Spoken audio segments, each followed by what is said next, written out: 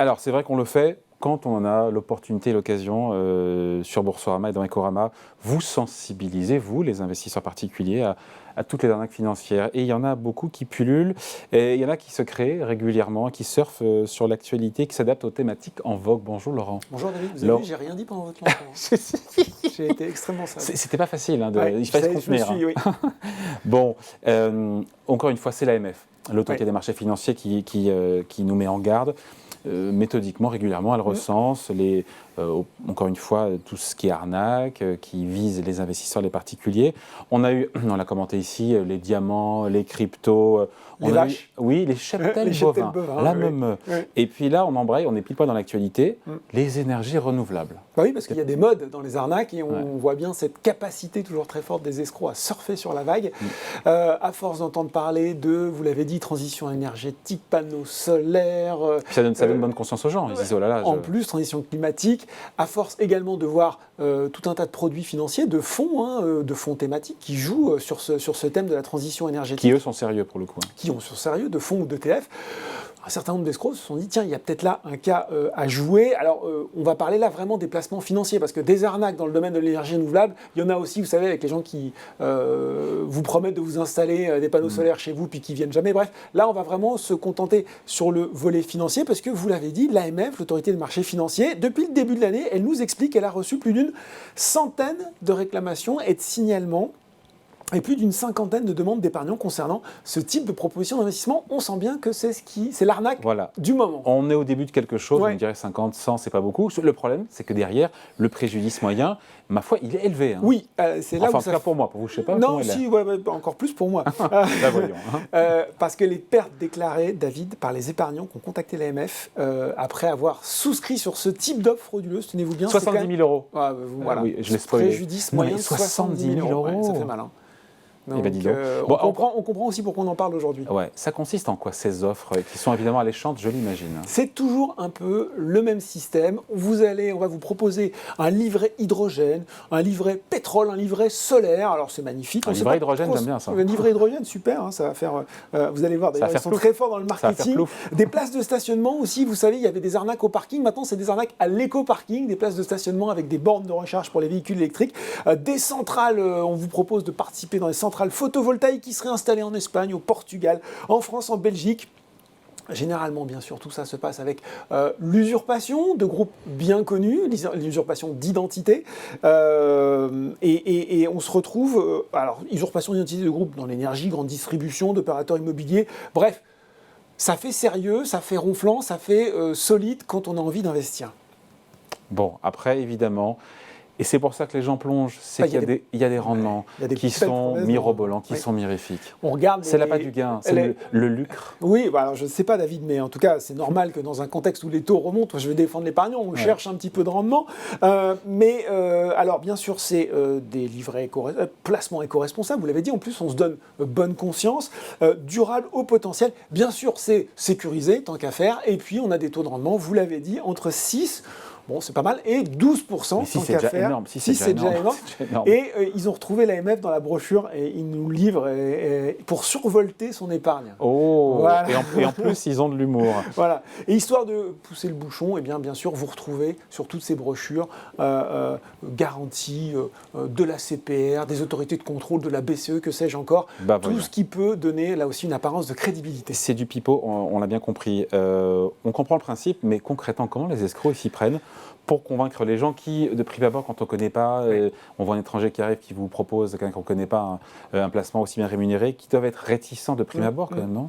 Oui, et là, pour le coup, le mécanisme, il est bien rodé, c'est un peu toujours le même, c'est-à-dire que vous allez, premièrement, vous faire alpaguer, vous faire hameçonner, comme on dit, que ce soit lorsque vous êtes sur Internet, une publicité qui peut apparaître sur un site, notamment dans ces publicités que vous voyez en bas des sites, un rendement de 12%, c'est possible avec les énergies. On se demande comment ces sites, d'ailleurs, peuvent mettre en avant... Ça, c'est un autre débat. Mais voilà, effectivement, ça peut être un email qui arrive dans votre boîte aux lettres, découvrez les rendements, enfin dans votre boîte mail. Et puis, spontanément, ce que vous allez faire, vous allez peut-être vous laisser tenter, soit répondre à l'email, soit cliquer sur le lien, arriver sur un formulaire qui va vous dire vous souhaitez en savoir plus, et donc vous allez rentrer. D'ailleurs, c'est là où où finalement vous faites déjà le pas de trop, parce que vous avez rentré un certain nombre d'informations personnelles, votre nom, votre prénom, votre adresse, votre numéro de téléphone, votre adresse email. Et puis là, qu'est-ce qui se passe? Vous êtes recontacté très vite par un conseiller charmant, très sympa, très disponible, très à l'écoute. Un faux conseiller. Un vrai faux conseiller, pas toujours pushy d'ailleurs, parce qu'on dit oui, ils vont vous mettre la pression et tout, mais non, quelquefois le gars est disponible, il est là pour vous parler, très sympa. Et puis ça se passe bien, il vous met en confiance, et puis vous faites le virement, David, vous faites le virement, alors peut-être pas de 70 000 pour tout le monde, mais pour certains de 70 000, et puis là, bizarrement, le super conseiller super sympa, eh ben, il répond plus, et votre argent s'est envolé. Voilà, et c'est le moment où il faut maintenant ouvrir grand ses oreilles. En même temps, ça paraît évident, mais de rappeler les conseils de... C'est ça. Les conseils avisés, judicieux, pour éviter ce genre de déconvenus qui, au final, coûtent toujours très cher. On ne retrouve jamais ces petits. J'ai même envie de vous dire, d'ailleurs, David, si votre meilleur ami vous demandait de lui prêter 70 000 €, vous avez confiance en lui, et pourtant, vous y réfléchiriez à 2 fois. Faites la même chose quand de parfaits inconnus vous le demandent, et faites même plus. Donc, il y a les règles de base qu'on va rappeler à chaque fois, mais visiblement, elles ont du mal à passer, puisque les gens se font encore avoir. La première, déjà, allez voir le site de l'AMF. Je veux dire, c'est leur mission, ils font le job bien. Ils ont des mises en garde régulières, puisque là on commente une de leurs mises en garde, ils ont des listes noires, allez consulter ces listes noires, regardez si déjà vous avez affaire à un acteur sérieux, solide. Certes, ça ne suffit pas, puisque ces listes noires, eh bien, il faut les réactualiser au quotidien. Au quotidien, presque, tellement il y a de menaces. Et en plus, quand vous êtes dans le cadre d'une usurpation d'identité, vous n'allez pas forcément vous dire, bah oui, si c'est, j'en sais rien, Engie qui me parle d'énergie renouvelable, c'est crédible. Donc attention, premier réflexe. Sauf que ce n'est pas Engie. Voilà. Sauf que ce n'est pas Engie, il faut le repréciser. Doucement sur vos données personnelles. Voyez si vous avez un formulaire de contact qui vous commence à vous demander beaucoup de choses. Il faut savoir que ces données personnelles, elles ont un prix, une valeur. Même si vous ne vous faites pas avoir, vous ne savez pas ce qu'elles deviennent, elles peuvent circuler. Vous pouvez vous faire rappeler dans 2 mois, dans 6 mois, avec quelqu'un qui sera très bien informé. Là aussi, et là c'est la règle de base, on l'a dit, pas de rendement élevé sans risque. Pas de rendement élevé sans risque, pas de rendement élevé sans risque, pas de rendement élevé sans risque. Peut-être que si on le dit 3 fois, c'est la formule magique. Pas de rendement élevé sans risque. Voilà. Quand on vous dit 12% sur un livret sécurisé, ça ne marche pas. Non. Ça ne fonctionne pas. Et puis après, il faut rentrer un petit peu dans le détail. On a quand même la chance d'avoir des outils géniaux aujourd'hui, plein d'outils. LinkedIn, je vais faire un peu de pub pour LinkedIn, plus grand réseau professionnel du monde. Généralement, ces gens vous donnent leur identité. Alors, ils ont un faux nom, donc allez le vérifier. Si vous n'avez pas de profil correspondant sur LinkedIn, alors que la plupart des acteurs, de gens qui travaillent dans la finance, l'ont, c'est déjà un signe. Vous pouvez dire, tiens, c'est assez curieux. Si vous avez un profil, mais qu'il est pas renseigné, pas de connexion, pas de photo de profil, c'est déjà un petit peu bizarre. Et enfin, intéressez-vous, pour le coup, aux détails, aux petites lignes, choses qui doivent vraiment vous faire tilter. Typiquement, un détail que souvent les escrocs ont du mal à contrefaire, c'est l'adresse email. Quand vous regardez, je vais vous prendre mon adresse email à moi, laurentgrassin.boursorama.fr. Si vous regardez... ça y est, j'ai son mail, enfin.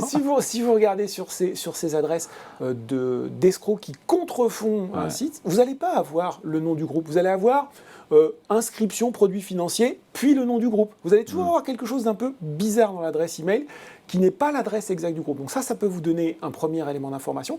De même, vous allez avoir une adresse générique, même si un conseiller vous appelle, ce sera service client, épargne, team épargne. Bref, vous n'allez jamais avoir typiquement l'adresse précise de la personne qui vous contacte. Et enfin, regardez toutes les petites lignes, toutes les mentions. Souvent dans ces mentions qui se targuent encore une fois de support officiel, il y a des fautes d'orthographe, il y a des choses qui ne collent pas.